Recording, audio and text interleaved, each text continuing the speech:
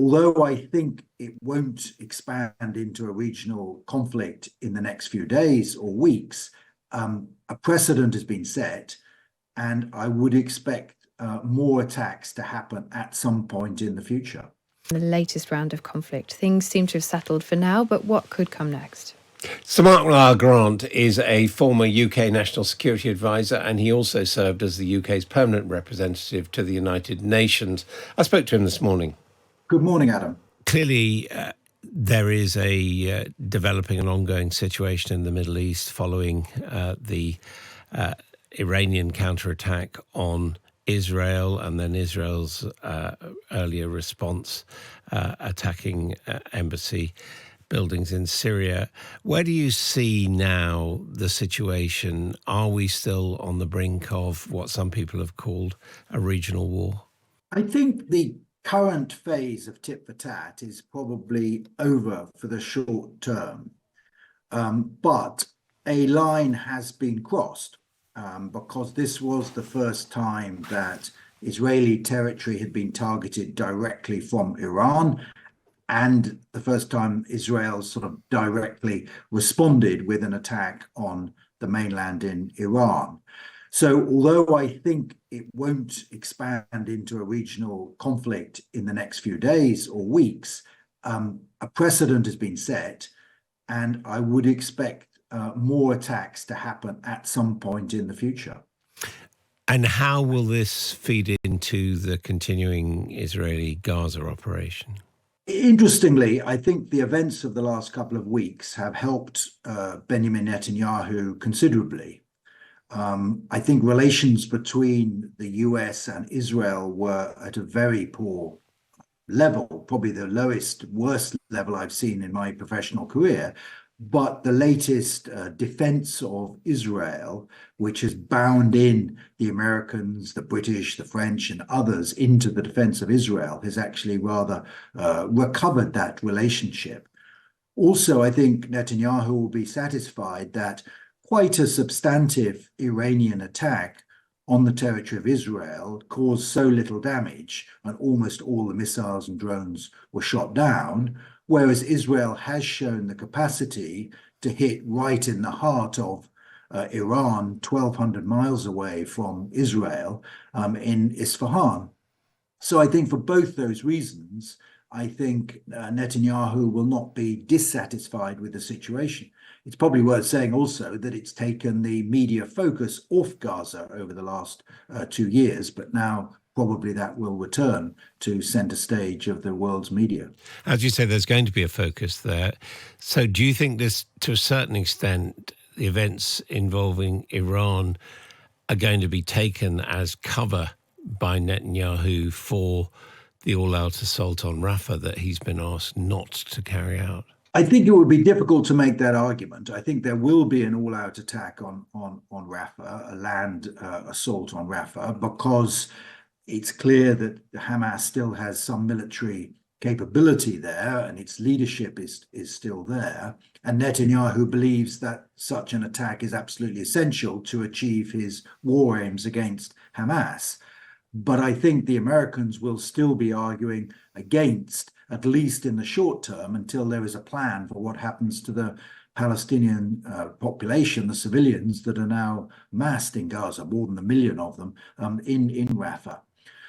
So I think it will happen, but I don't think it's affected sort of one way or the other by what has happened between Israel and Iran.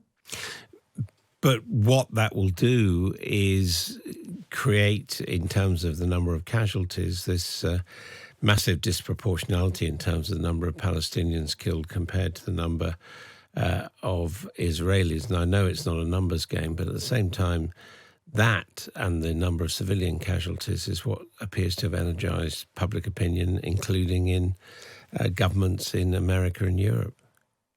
Absolutely. And it's impossible to imagine a successful military operation in Rafah which will not cause thousands more civilian casualties.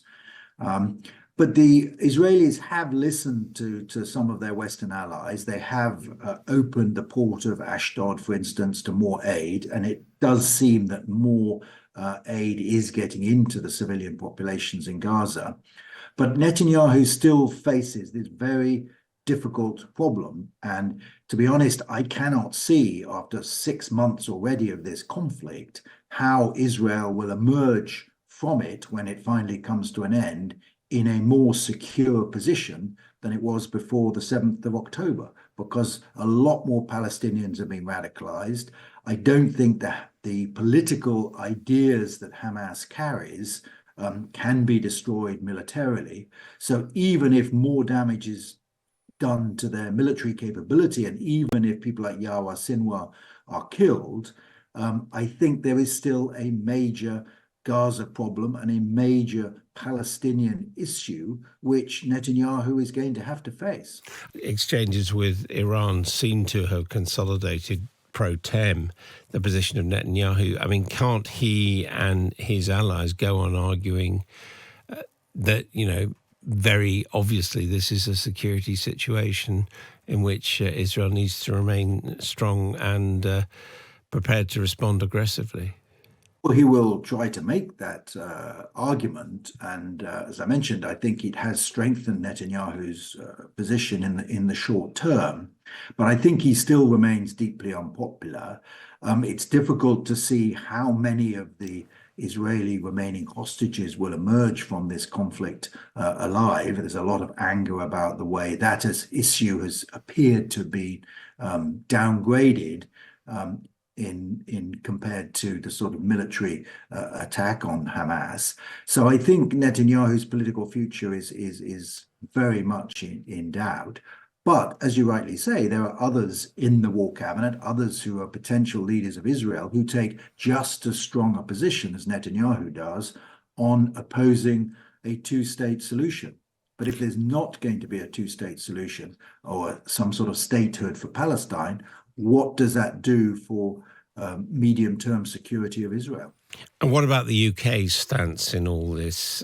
Is it simply a question of basically following what Washington is doing, or should the UK make gestures perhaps such as resuming support for UNRWA, the Relief and Works Agency in Palestine and in Gaza? Well, I think probably the time has come when the British government should resume aid to UNRWA. A number of countries have now taken that step. I think the big question is, in the medium term, is will the United Kingdom follow a mood there clearly is in some continental European countries of recognizing unilaterally, as it were, the state of Palestine. That is the nuclear option, if you like, in the political sphere, because that would follow. I mean, there's over 120 countries that do recognize Palestine, but not really any of the European countries do. So that would be a step signaling that the British government is not prepared to accept Israel's resistance to a Palestinian state for the foreseeable future. I'm not sure this government British government would take that step, but nonetheless, you've seen from Spain, from Italy, and others who are moving in that direction, and I think there'll be a big debate about that in the coming months. It's Mark Lyall Grant. Thank you very much indeed. Thank you, Adam. Well, as those questions over conflict around the world remain, so too do the issues of aid, migration, and our response to it. We'll touch more on that next. This is Sunday Morning with Adam Bolton and Kate McCann on Times Radio.